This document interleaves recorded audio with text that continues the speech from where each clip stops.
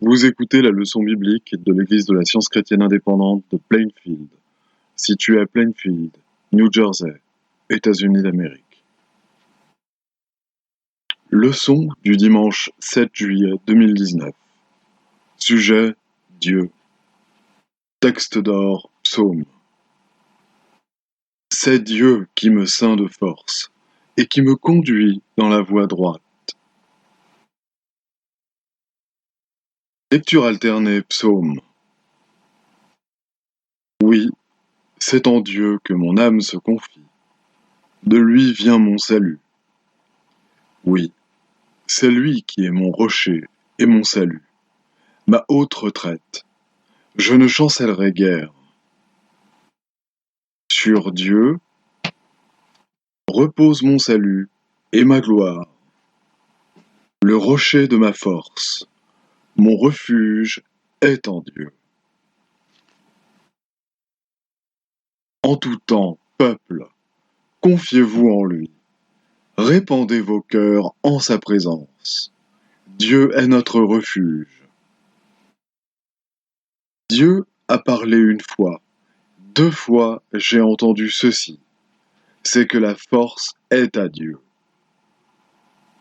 À toi aussi, Seigneur, la bonté, car tu rends à chacun selon ses œuvres. Leçon sermon, la Bible. Dieu est avec toi dans tout ce que tu fais. L'Éternel dit à Moïse et à Aaron, voici une ordonnance au sujet de la Pâque.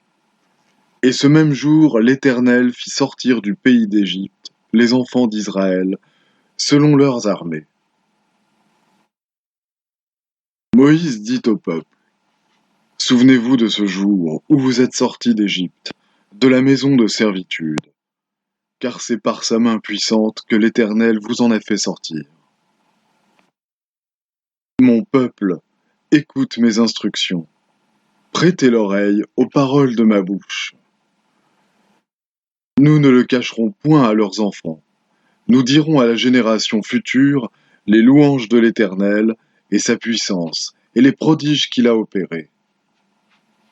Il a établi un témoignage en Jacob, il a mis une loi en Israël, et il a ordonné à nos pères de l'enseigner à leurs enfants, pour qu'elle fût connue de la génération future, des enfants qui naîtraient, et que devenus grands, ils en parlassent à leurs enfants, afin qu'ils missent en Dieu leur confiance, qu'ils n'oubliassent pas les œuvres de Dieu, et qu'ils observassent ses commandements. Devant leur père, il avait fait des prodiges au pays d'Égypte, dans les campagnes de Tsoan. Il fendit la mer et leur ouvrit un passage. Il fit dresser les eaux comme une muraille. Il les conduisit le jour par la nuée et toute la nuit par un feu éclatant. Il fendit des rochers dans le désert et il donna à boire comme des flots abondants. Du rocher, il fit jaillir des sources et couler des eaux comme des fleuves. Il fit pleuvoir sur eux la manne pour nourriture. Il leur donna le blé du ciel. Ils mangèrent tous le pain des grands. Il leur renvoya de la nourriture à satiété.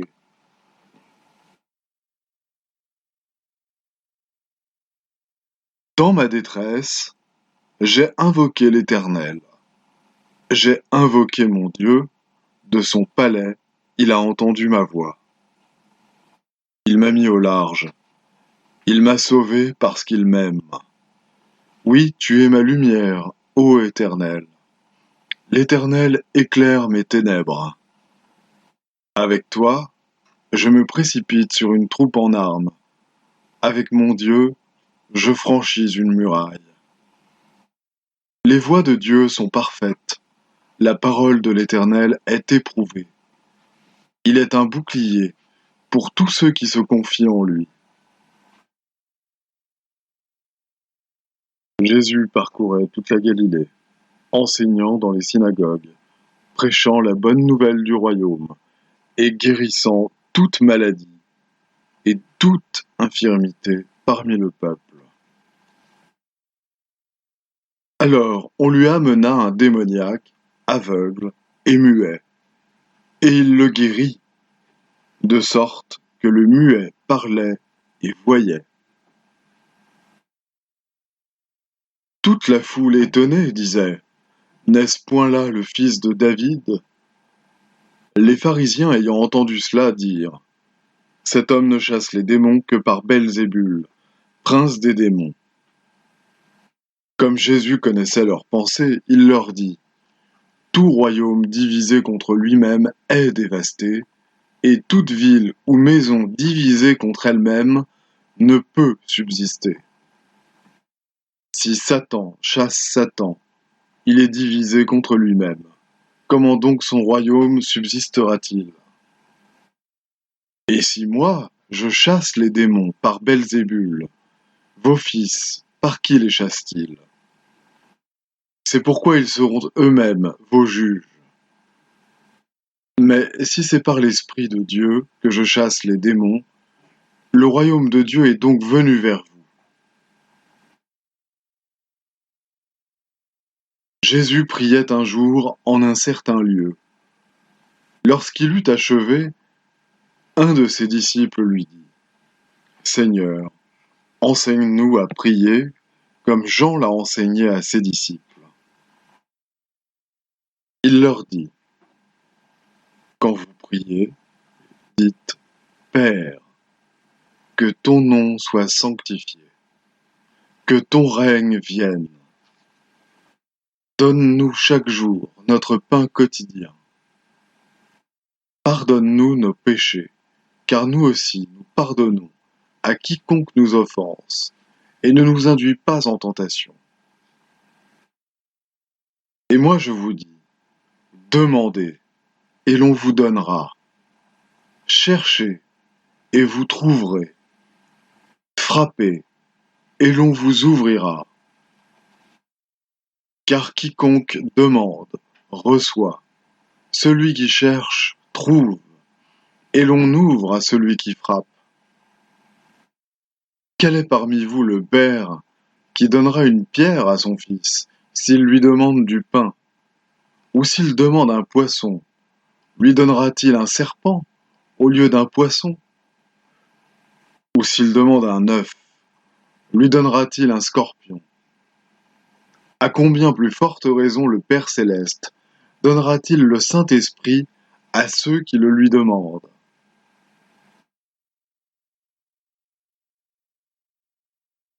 Nous savons, du reste, que toute chose concourt au bien de ceux qui aiment Dieu, de ceux qui sont appelés selon son dessein. Que dirons-nous donc à l'égard de ces choses? Si Dieu est pour nous, qui sera contre nous? Qui nous séparera de l'amour de Christ? Sera-ce la tribulation ou l'angoisse, ou la persécution ou la faim, ou la nudité ou le péril, ou l'épée? Mais dans toutes ces choses, nous sommes plus que vainqueurs par celui qui nous a aimés.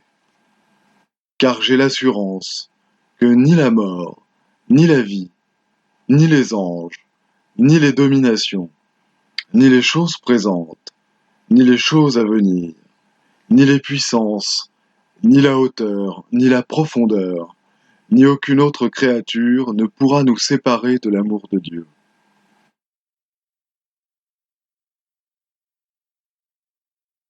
Je vais maintenant lire les passages corrélatifs tirés du livre d'études de la science chrétienne, Science et santé, avec la clé des Écritures. Dieu est infini, l'unique vie, la seule substance, l'unique esprit ou âme, la seule intelligence de l'univers, y compris l'homme. Dieu, le principe divin de l'homme, et l'homme, à la ressemblance de Dieu, sont inséparables, harmonieux et éternels. Dieu est l'entendement Père, et l'homme est le rejeton spirituel de Dieu. Père-Mère est le nom de la divinité, nom qui indique sa tendre relation à sa création spirituelle. Comme l'exprima l'apôtre qui cita en les approuvant ces paroles d'un poète classique. Nous sommes de sa race. L'amour divin a toujours répondu à tout besoin humain, et y répondra toujours. Il n'est pas bien de se figurer que Jésus démontra le pouvoir divin de guérir uniquement pour une certaine élite ou pour une période de temps limitée, puisqu'à toute heure, l'amour divin dispense tout bien à l'humanité entière. Du commencement à la fin, les Écritures abondent en récits du triomphe de l'esprit, l'entendement, sur la matière. Moïse prouva la puissance de l'entendement en accomplissant ce que les hommes appelaient des miracles. Ainsi firent Josué, Élie et Élisée. L'ère chrétienne fut inaugurée par des signes et des merveilles. Le miracle accomplit la loi de Dieu, mais ne viole pas cette loi. Ce fait semble à présent plus mystérieux que le miracle lui-même. Le psalmiste chanta « Qu'as-tu, mer, pour t'enfuir, Jourdain, pour retourner en arrière? Qu'avez-vous, montagne, pour sauter comme des béliers, et vous, collines, comme des agneaux? Tremble devant le Seigneur, ô terre, devant le Dieu de Jacob. Le miracle n'introduit pas le désordre, mais déroule l'ordre primitif, établissant la science de la loi immuable de Dieu. Le même pouvoir qui guérit le péché guérit également la maladie. La beauté de la sainteté consiste en ceci.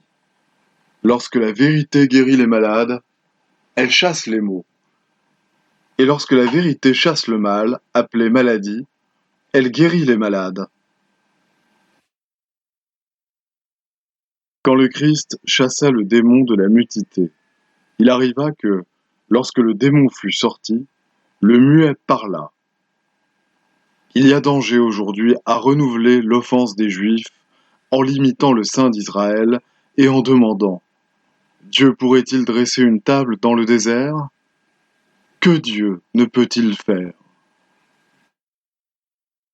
De la nécessité d'améliorer la race découle le fait que l'entendement peut l'améliorer. Car l'entendement peut substituer la pureté à l'impureté, la force à la faiblesse et la santé à la maladie. La vérité transforme tout l'organisme et peut le guérir tout entier. L'entendement divin, qui forme le bouton et la fleur, prendra soin du corps humain de même qu'il revêt les lys. L'entendement est maître des sens corporels et peut vaincre la maladie, le péché et la mort. Exercez cette autorité que Dieu a donnée. Prenez possession de votre corps et dominez-en la sensation et l'action. Élevez-vous dans la force de l'esprit pour résister à tout ce qui est dissemblable au bien. Dieu en a rendu l'homme capable, et rien ne saurait invalider les capacités et le pouvoir dont l'homme est divinement doué. La prière qui réforme les pécheurs et guérit les maladies est une foi absolue dans le fait que tout est possible à Dieu, une compréhension spirituelle de Dieu, un amour détaché de soi-même. Les pensées inexprimées ne sont pas inconnues à l'entendement divin. Le désir, c'est la prière, et nous ne pouvons rien perdre en confiant nos désirs à Dieu afin qu'ils soient façonnés et élevés avant de prendre forme en parole et en action. La prière ne saurait changer la science de l'être, mais elle tend à nous mettre en harmonie avec cette science. La bonté atteint à la démonstration de la vérité. Il ne suffit pas de demander à Dieu de nous sauver, La simple habitude de plaider sa cause auprès de l'entendement divin comme on le fait avec un être humain perpétue la croyance que Dieu est humainement circonscrit, erreur qui entrave le progrès spirituel. Dieu est amour. Pouvons-nous lui demander d'être davantage? Dieu est intelligence. Pouvons-nous informer l'entendement infini de quelque chose qu'il ne comprenne déjà? Nous attendons-nous à changer la perfection? Supplierons-nous la fontaine jaillissante qui nous verse déjà plus que nous n'acceptons, de nous donner davantage? Le désir inexprimé nous rapproche réellement de la source de toute existence et de toute félicité. Demander à Dieu d'être Dieu est une vaine redite. Dieu est le même hier, aujourd'hui et éternellement. Et celui qui est immuablement juste fait toujours ce qui est juste, sans qu'il soit nécessaire de lui rappeler son ministère.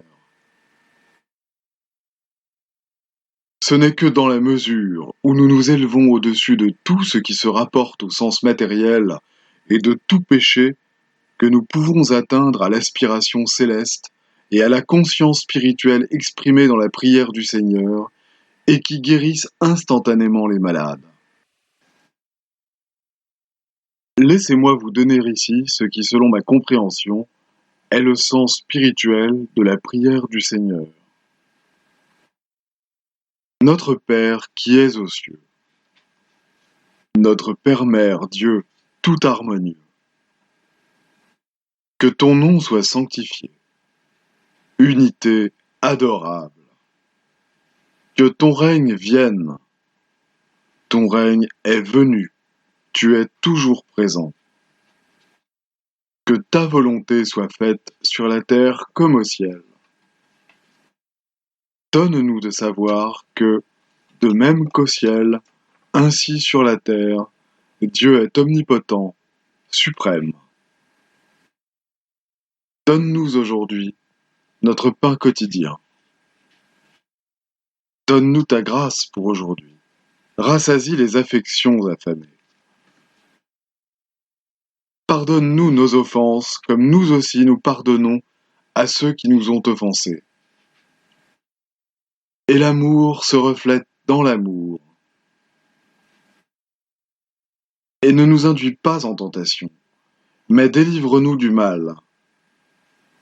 Et Dieu ne nous induit pas en tentation, mais nous délivre du péché, de la maladie et de la mort. Car c'est à toi qu'appartiennent dans tous les siècles le règne, la puissance et la gloire. Car Dieu est infini, tout pouvoir, toute vie, toute vérité, tout amour, au-dessus de tout et tout.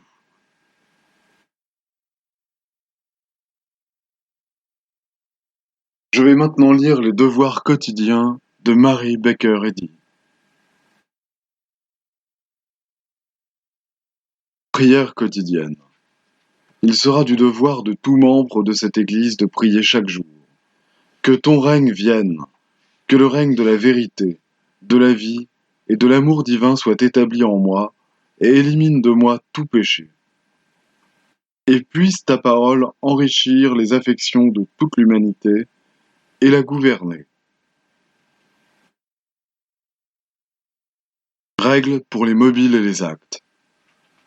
Ni l'animosité, ni un attachement purement personnel ne doivent déterminer les mobiles ou les actes des membres de l'Église mère.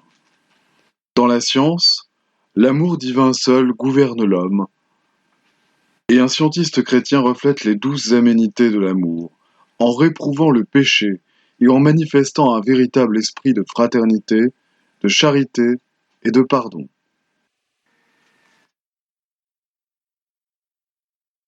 Les membres de cette Église doivent journellement veiller et prier pour être délivrés de tout mal, pour ne pas prophétiser, juger, condamner, conseiller, influencer ou être influencé d'une manière erronée. Vigilance face au devoir. Il sera du devoir de chaque membre de cette Église de se défendre journellement contre la suggestion mentale agressive et de ne pas se laisser entraîner à oublier ou à négliger son devoir envers Dieu, envers son leader et envers l'humanité. Par ses œuvres, il sera jugé et justifié ou condamné.